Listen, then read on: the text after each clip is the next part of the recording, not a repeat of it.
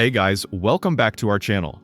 In this tech tutorial video, we're going to show you how you can zoom in as well as zoom out into your whiteboard presentations on Miro, or into your timelines, Kanbans, and so on and so forth, guys.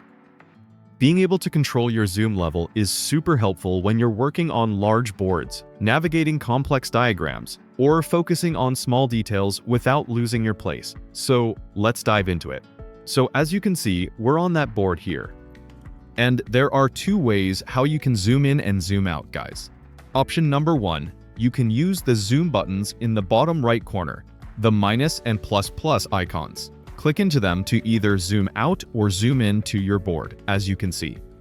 This is the simplest way to control your view, especially if you prefer using the mouse instead of keyboard shortcuts. Option number two, you can simply press and hold the left control key Control on your keyboard, or left command if you're using a Mac, and then use your mouse wheel to scroll up or down. Scroll forward to zoom in, and backward to zoom out, just like that. And that's how it works in practice, guys. Now, here are a few extra tips and tricks that will help you zoom more efficiently in Miro. Tip 1. You can also double-click on any area of your board to instantly zoom in on that spot.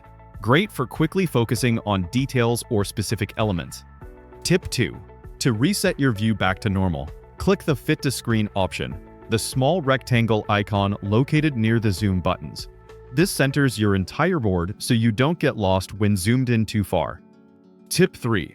If you're using a trackpad, you can pinch in and out with 2 fingers to zoom smoothly. Perfect for laptop users. Tip 4. When working on large collaborative boards, you can use the mini-map in the bottom right corner to see where you are and quickly move to other sections while adjusting your zoom level. Type 5. To prevent accidental zooming during presentations, you can lock your zoom level or simply switch to presentation mode, which keeps the view stable while you navigate between frames.